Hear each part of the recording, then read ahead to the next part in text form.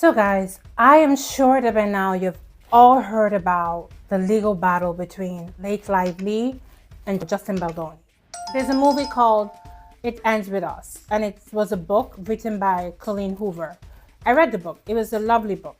Justin Baldoni, who is an actor and a director, reaches out to Colleen Hoover to buy the rights for the book to create a movie because he was very passionate about domestic violence. So that happens. He gets the movie, and so they bring on Blake Lively, an actress. May I add, a C-class actress. So she comes onto the movie and they start filming.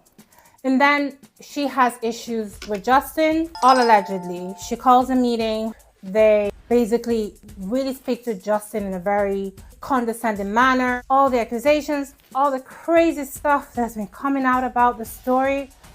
I have so much to say. I actually want to hear your views and your opinions on this topic as well. Thank you so much for tuning in, guys. So let's not wait any further and let's talk about it.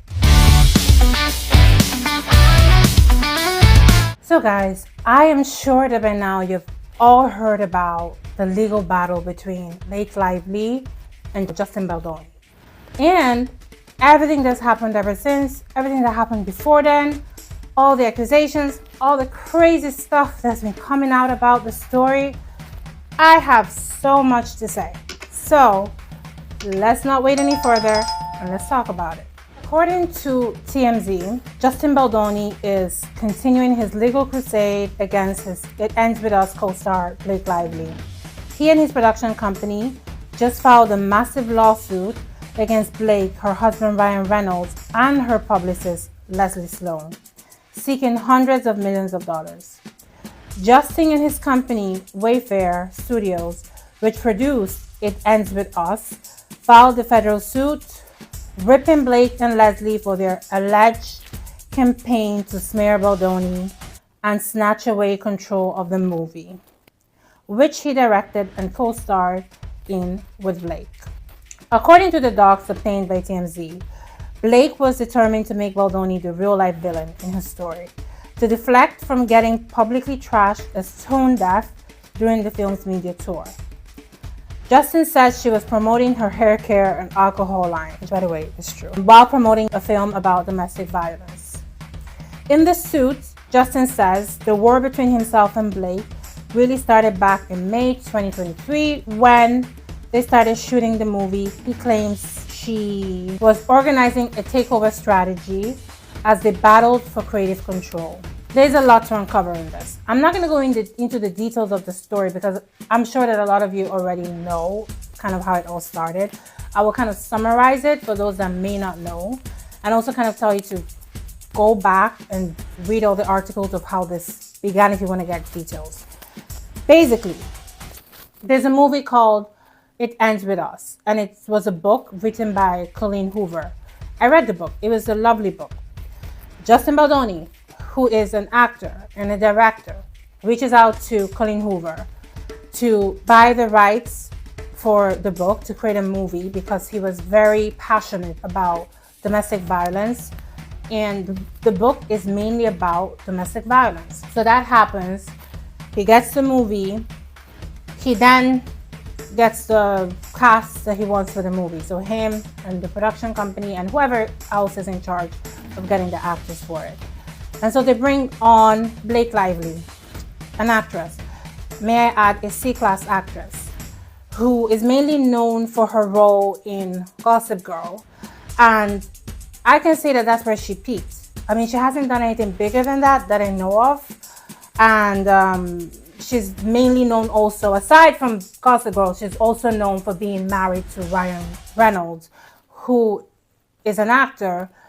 I've only seen him one movie, but apparently he's maybe been in a few. Apparently he's a big name. I don't know him that much. And by the way, he seems to also not be a great person, allegedly, according to what we're hearing. So, but I'll get to Ryan. So she comes onto the movie and they start filming. And then she has issues with Justin, all allegedly. She calls a meeting. Her and her husband call Justin to a meeting in their penthouse. and called some other people from the production company, I guess from Sony and whatnot. And they basically shout and really speak to Justin in a very, very condescending manner, accuse him of sexual harassment, accuse him of asking about her weight because there was a scene in which he was supposed to carry her on his back, and just so many things. And from what we hear about what happened, it was a really bad experience for Justin. Before that specific incident, we also hear that Blake was trying to get control, creative control of the movie. Mind you, she's an actress. She's not anything else in the movie, right? So she's trying to get creative control in the movie, trying to get her husband, Ryan Reynolds, and her friend, Taylor Swift, involved as a way to kind of pressure Justin into accepting the things that she wanted. Like, she wanted to have a say on so many things about the movie that she wasn't meant to have. And Justin was trying to accommodate her as much as he could, but also maybe to a certain point push back sometimes. And that might be why the whole meeting that happened at her penthouse, where they were basically accusing him of sexual harassment, happened. I don't know, but kind of that's how it seems. It seems that that's where the whole thing started from. It also seems that she may be a little bit overly sensitive. So certain things that happened that were not a big deal, she kind of like blew out of proportion and then decided to use it to her advantage to get Justin and his people to do whatever she wanted. So that happened. We didn't hear about it at the beginning. The movie was made. It was time for the premiere to happen.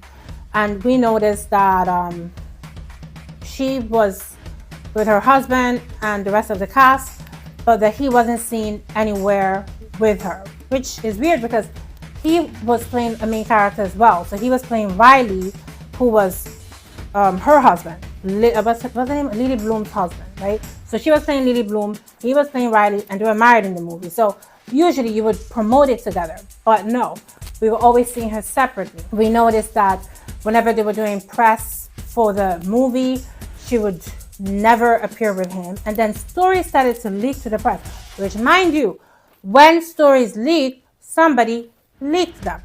And from who the stories make to seem good, you can tell which side leaked what.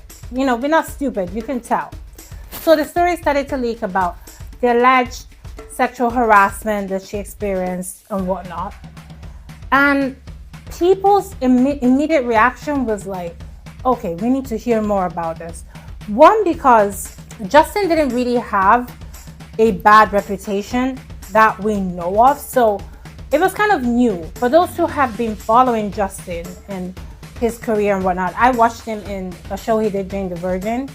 He was very good at that show, and we never heard any of his co-stars complain about him, nothing. So we wanted to obviously hear more. It was more of like, okay, she said she was sexually harassed.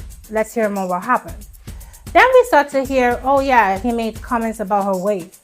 And we're like, hold on a minute. Can we get the full story? Because this is not necessarily sexual harassment. We just need to understand the context in which it happened and whatnot. Then we hear that he didn't make comments about her weight in a disparaging manner. He has a back injury or something like that. So he couldn't carry more than a certain amount of weight on his back. And so he asked, allegedly, her personal trainer, how much does she weigh? Because if she weighs more than a certain amount, he wouldn't be able to carry her. So they would probably need to use a double for that scene. Granted, it's uncomfortable as a woman to be asked your weight, no matter the reason. But that is not sexual harassment. They're two different things. And that's, I think, where the whole thing started for us. Like, where we started to see, okay, so what else happened? Because this doesn't seem like sexual harassment. Then she started to make so many allegations, talking about a scene in which they were dancing and he made her feel uncomfortable and he was kissing her when he shouldn't have, talking about being made or being told to do certain scenes that she wasn't comfortable with and she had to push back. And we were hearing all these things and it's like, yeah, but all of this is not sexual harassment. We're still waiting on the actual sexual harassment, right?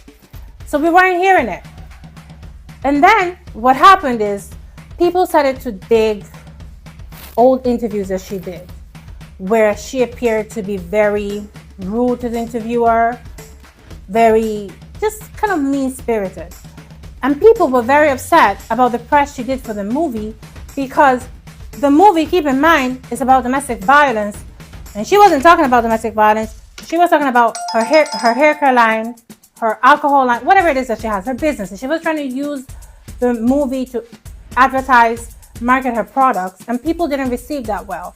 And whenever she'll be asked questions about the story, you could tell she didn't read the book. Because if she read the book, which I read the book, those answers were easy. So the answers she would give were like completely out of touch.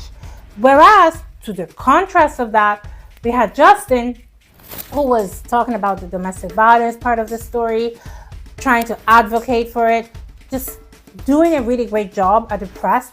Because guess what? He read the book, which we have evidence of. He read the book and he cared about the project. It was his project.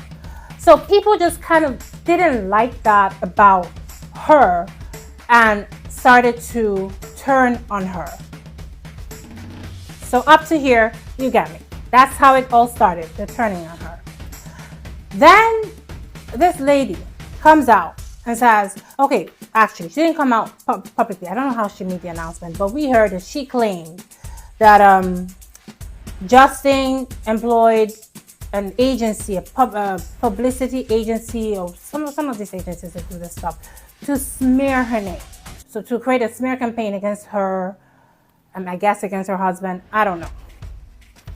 And she leaked some messages got leaked that were supposed to prove that he did that.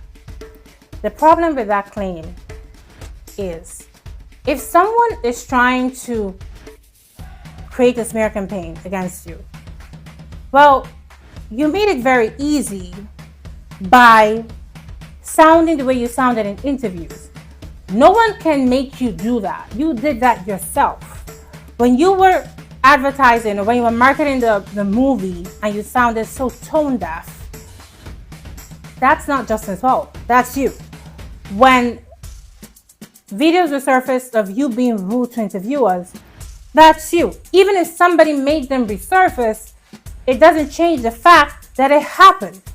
When rumors have been circulating for years about how this individual, this actress, the C-list actress, was being mean to some of the cast members in Gossip Girl, specifically the one that acted as Blair. I think her name is Later or something like that.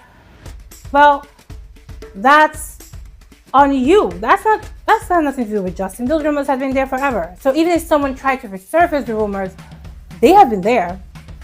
And if you see interviews, past interviews of her and this individual, this other actress, you can see the energy is off.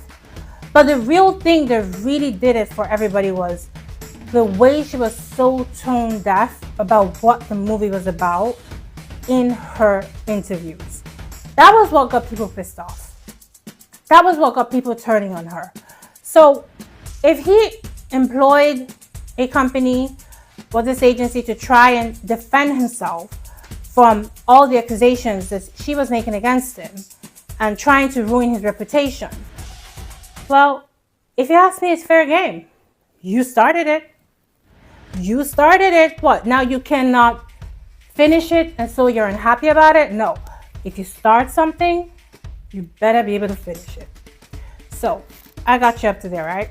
When she filed a claim, because she eventually filed a claim where she talked about all the incidents she said that happened and how he was sexually harassing her and the smear campaign and all of those things. So she actually filed an official claim. And then it got leaked to the press. Again, when something gets leaked, somebody leaked it, okay? So it got leaked to the press. I would assume she leaked it. I'm just saying. Or her team did. That's what I would assume.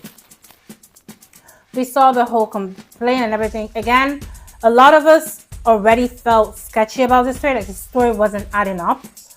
Justin gets this shark of a lawyer, because I call him a shark. I've been watching him, his interviews, and he doesn't play. Like, he is really good.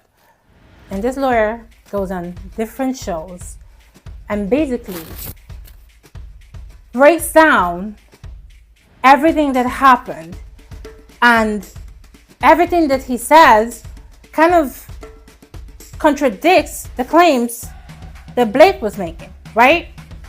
And so initially you're like, okay, we still need evidence. You know, from my years of practicing as a lawyer back in the day, what I would always say is, at the end of the day, the facts, that's what really matters. What you say, what she says, all of that doesn't matter in a court of law. What do the facts say? So then he goes ahead, and Justin's company, Mayfair, files their lawsuit against Blake, against her husband, against her publicist, all of those people. And in the lawsuit, they put evidence, they detail the facts, and they back it up, guys. The video that she claimed that was one of the worst times of the sexual harassment, whatever she said. We saw the video, and everything she said was a lie, according to what we saw in the video. If you see the video that I'm talking about, you will understand. But she twisted things that happened to make them seem negative, right? It's like when you take the truth and you twist it and twist it and twist it, then it stops being the truth. And that's what we saw, because I think that was the moment that even other people who maybe were a little bit skeptical all turned on her when they brought out that video. That video showed that what Justin was saying was true and that what she was saying wasn't. And then they brought out text messages that were proving what Justin was saying. And again, discrediting what she was saying. At that point, it became very obvious to the court of public opinion, not the actual court of law, that this feels like it's a failed attempt by Blake and her husband to bully their way into taking over Justin's movie and using the threat of claiming sexual harassment to do that. It's all alleged, but this is how it all seems. So when that happened, oh boy, everybody has been against Blake. It's been bad. Like, I do not think, guys, that she can recover from this. I mean it. It's bad. Because it's not just the fact that she claimed sexual harassment. It's the fact that this can really ruin someone's career. When a woman claims things like sexual harassment or any of that, usually your first reaction is to believe her, which is the right thing to do. Which is why you should never lie about it. Because when you lie about it and then people find out, you discredit so many other women who probably are saying the truth in your case. It doesn't do us women any good when you lie about things like that. And it's even worse when we find out that possibly the reason why you did that was because you wanted producer credits, because you wanted to take over the movie, because Ryan wanted to take over, whatever it is. Because that makes it even worse. It was all about what? Money and moving up in her career. I mean, that is so disgusting. You are ready to ruin a man, ruin a father, ruin a husband, ruin a human being for your own personal ambitions. Oh boy, I don't know how she'll come back from that. Like, I mean it. I don't know. And even her husband, I didn't know much about him before. Now that I know him in this context, I don't like him. You know, he seems to have aggravated the whole situation. I don't even think the situation would have gotten as bad as it did if he didn't step in. And some people might argue and say, well, he was defending the wife. But if your wife tells you that she was sexually harassed, and then you listen to the story and the story isn't adding up, I mean, I don't know. What do you do? And then when you call a meeting to speak to this individual, and you guys come to some sort of agreement, because apparently that's what happened, why go ahead and continue with the smear campaign? Like, if sexual harassment is such a serious offense, right, that it really happened, the way both her and Ryan went about it is not how you go about it. You don't use it to get your way in the movie. You actually pull out from the movie. Okay, that's a good point. When she went to him and said that she was sexually harassed, that's the point at which maybe he says, you know what, I don't want my wife acting in this movie with this dude because he sexually harassed her. And then maybe to bring out the facts, and then if the facts favor her, then she has a point. But like, the way that he handled the situation, the way she handled the situation, it doesn't show someone that was sexually harassed. It just shows someone that was trying to make use of a situation to achieve something else. By the way, a situation that was completely made up by her, allegedly, but based on the facts that we have seen so far. So we are following the story. And when I say we, I mean court of public opinion, part of that court. So we are going to keep you posted. What happens next? I believe that he has a very strong chance of winning the case. He really does, because the damage that has been done to him is crazy, and the facts, based on what we have seen, favor what he's claiming. And I also believe that for those who are saying that none of them wins in this, I disagree. He didn't start this. She did. He didn't want this. She did. He had to defend himself. And it's a very hard time for him, obviously, because apparently he was also dropped by his talent agency because Ryan Reynolds told them it's either him or they have to drop him. And then they dropped him. So what I'm trying to say is there's been a lot of damage done to him out of all of this. But he has the public on his side. And I think that if he wins the case, the public will be so much on his side that it's like, we want to see him win. We want to see him do movies. We're ready to support whatever he does. Like, there's a way to turn this whole thing around into something that could long-term actually work out well for him. And I know that some of you might not see it yet, but I'm telling you, this can be turned around for him. I don't know about for her. I don't think it can be turned around for her. I think for her, honestly, people don't want to see her anywhere. People don't want to see her in movies. People don't want to, even the husband. And I know that, you know, time heals wounds and things like that, but this one is a tough one because she would have to really take accountability for what happened. She would have to own it, and I don't think she has it in her to do it. So that's why I think it may be over for her career, for real. It may happen. Honestly, what I would say is this has turned out to be a David and Goliath story. You know David and Goliath in the Bible, right? And just like in the Bible, I think David is going to win this one as well. And who do I mean when I say David? I mean Justin. So let's be watching. I'll keep you guys posted if anything else comes up. If there's anything that comes up, let me know as well. Like, if there's anything you want to discuss about it. I actually want to hear your views and your opinions on this topic as well, because I know that there may not be only one view. But I genuinely think that in this case, it's all going to favor Justin at the end. And unfortunately, he has already lost a lot. But let's hope. Let's hope that it turns out well for him. Yeah, seems like Blake has become the biggest bully in Hollywood right now. Thank you so much for tuning in, guys, and see you next time. Bye.